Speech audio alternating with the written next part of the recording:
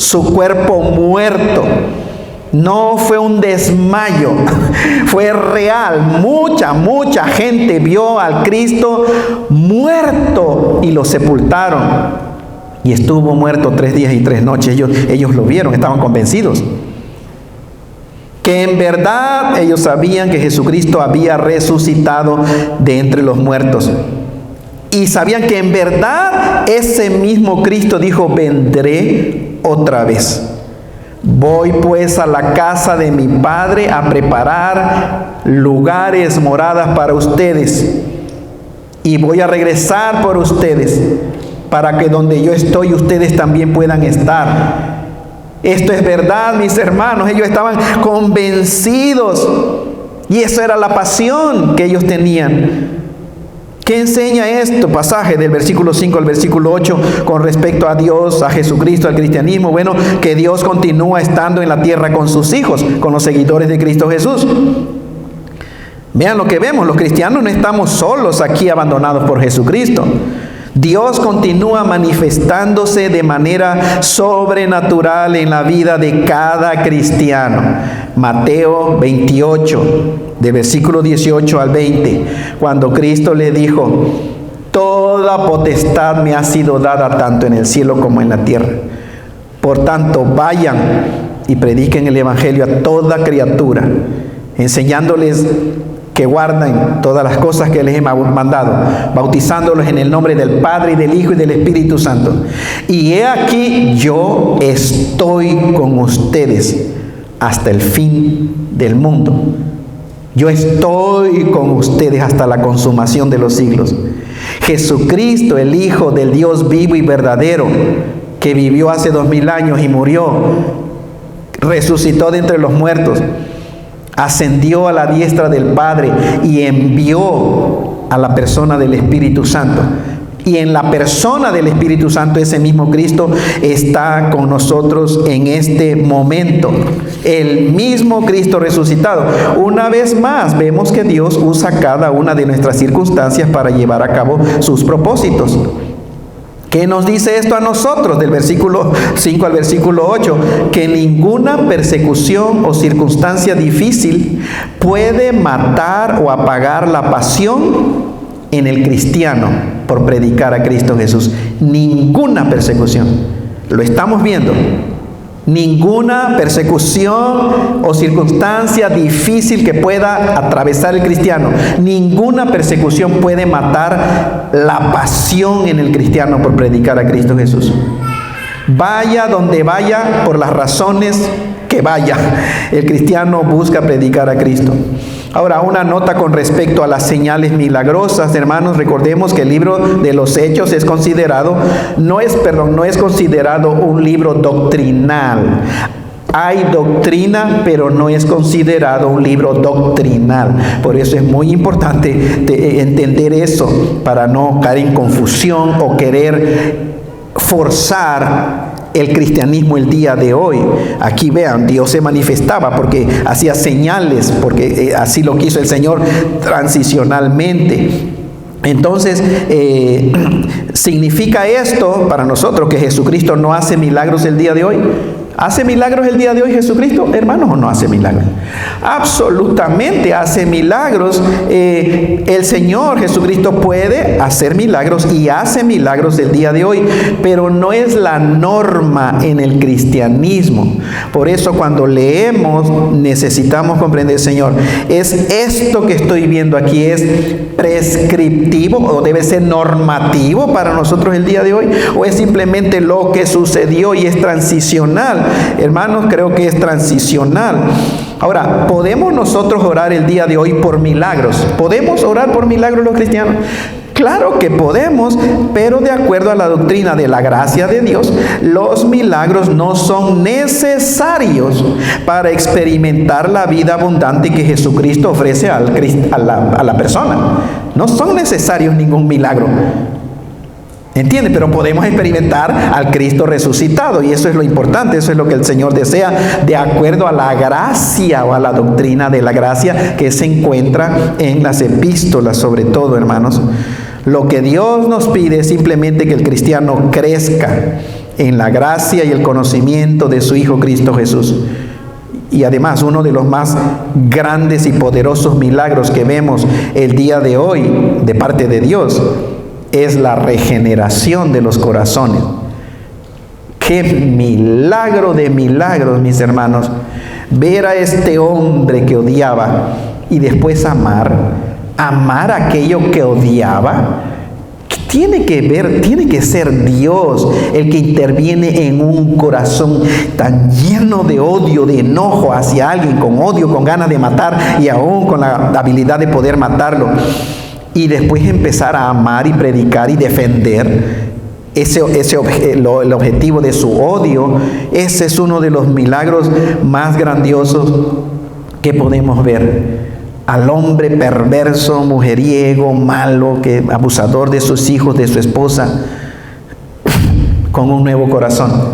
Eso es un milagro en verdad. Entonces, ¿qué haremos nosotros? ¿O qué nos enseña Dios para nuestras vidas el día de hoy? Creo, mis hermanos, que el mensaje es claro. Seguir predicando el Evangelio. ¿Qué otro mensaje, hermano? Seguir predicando el Evangelio. No importa que estés atravesando alguna situación difícil o dolorosa, no puedes dejar de predicar la verdad, a Jesucristo. El que estemos, mis hermanos y hermanas, el que estemos atravesando una pandemia, o que estemos viviendo una situación personal difícil, no es razón para dejar de predicar a Cristo Jesús y el mensaje del Evangelio. ¿Escucharon eso? Lo voy a volver a repetir. El que estemos viviendo una pandemia no es razón para no predicar el Evangelio. El que estemos viviendo una situación difícil y dolorosa personal no es razón para dejar de predicar el Evangelio. Eso viene del enemigo, que puede estar usando la pandemia para, cállese, no hable más de Cristo Jesús. O puede estar usando el dolor personal que esté atravesando para decir, cállese, no hable de Cristo Jesús. Realmente no hay razón, necesitamos seguir. De hecho, todo lo contrario. Más debemos de predicar el Evangelio ahora que hay una pandemia.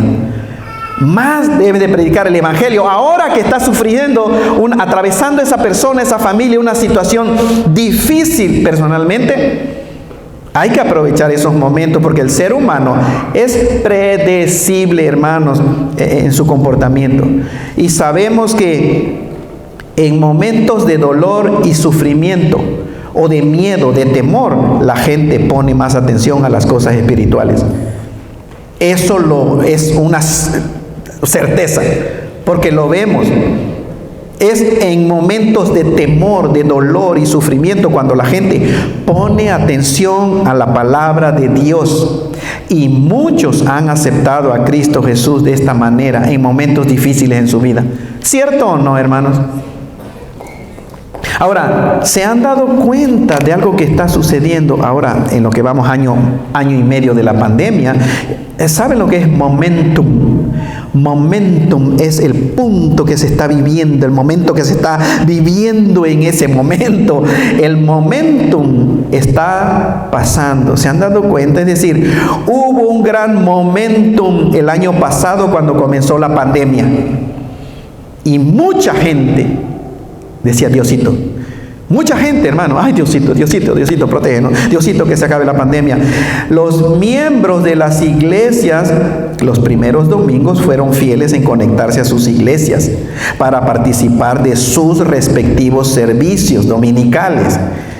Esto se lo digo como pastor, conociendo lo que los demás pastores han experimentado.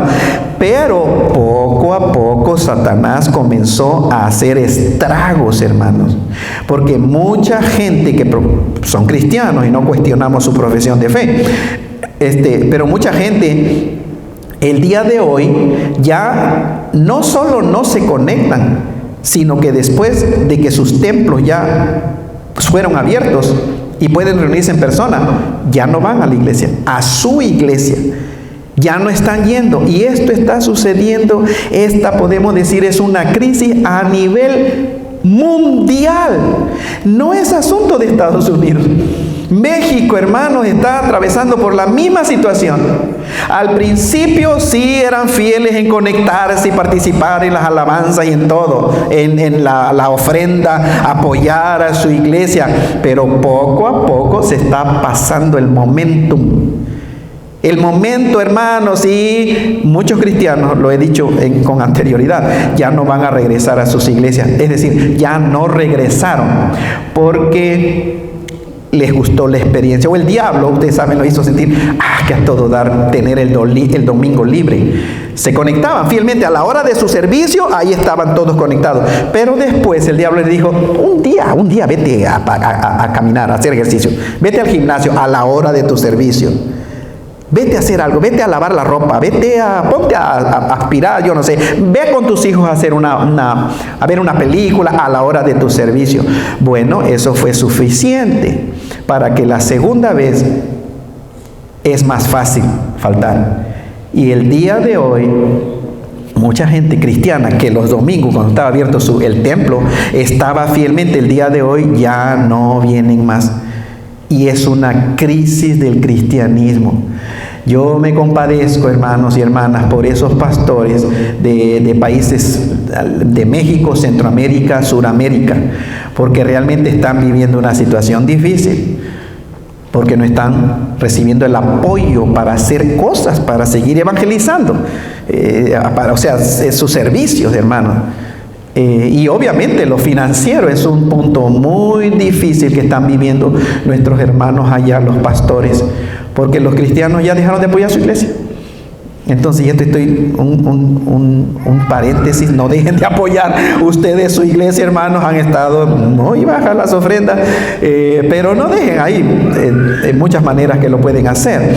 Pero entonces, vean, hermanos, conclusión, los primeros cristianos aprovecharon la mega persecución para seguir predicando a Cristo Jesús y el Evangelio de la gracia de Dios, como lo llama después este hombre llamado Saulo, en Hechos capítulo 20, creo versículo 24, dice, pero de ninguna cosa hago caso, ni estimo mi vida preciosa, por cumplir el ministerio, para cumplir el ministerio, dice, y de predicar el evangelio de la gracia de Dios.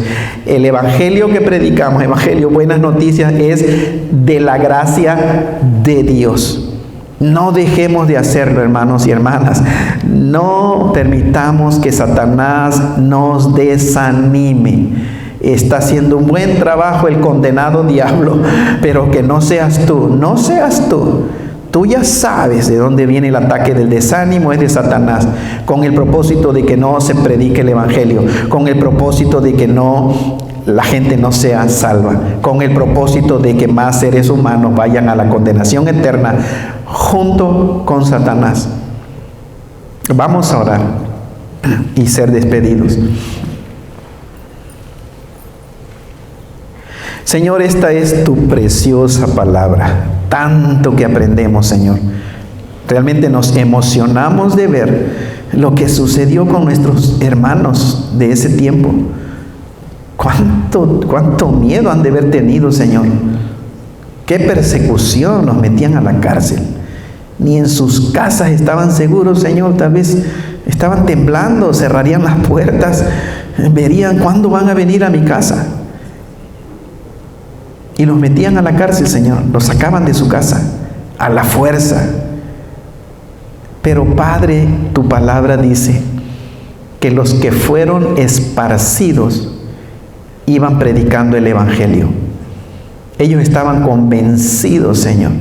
Nada, ni el dolor, ni el sufrimiento, ni la persecución, nada iba a cambiar su convicción de que en realidad Cristo es el Hijo del Dios vivo y verdadero, que vino en forma de un ser humano y que murió y que al tercer día resucitó de entre los muertos. Y porque Él vive, nosotros también viviremos. Señor, que nada a nosotros use Satanás para callarnos. Que nada, Señor, que no permitamos ser intimidados por Satanás, porque usa al gobierno, que usa a estos grupos, Señor, extremistas, a estos grupos que odian a Dios, que odian la Biblia, que odian a los cristianos, que odian al cristianismo. Que no seamos intimidados, Señor, a hablar la verdad de tu palabra, en especial las buenas noticias de salvación. Con un alma más, Señor, que sea salva, nos vamos a gozar. Y oramos por las almas, Señor, pero también oramos para que tus hijos no se intimiden por una pandemia, que no se intimiden, Señor, por un sufrimiento o dolor personal, que no se callen, que no nos callemos, que sigamos hablando. Gracias te damos, Señor. Tú estás con nosotros y muchas gracias te damos, Padre. Oramos que tú sigas glorificando tu nombre. Entregamos el resto de este día en tus preciosas manos, Señor. Oramos en Cristo Jesús. Amén. Amén, hermanos. Estamos despedidos. Salúdense. Deséense la paz del Señor.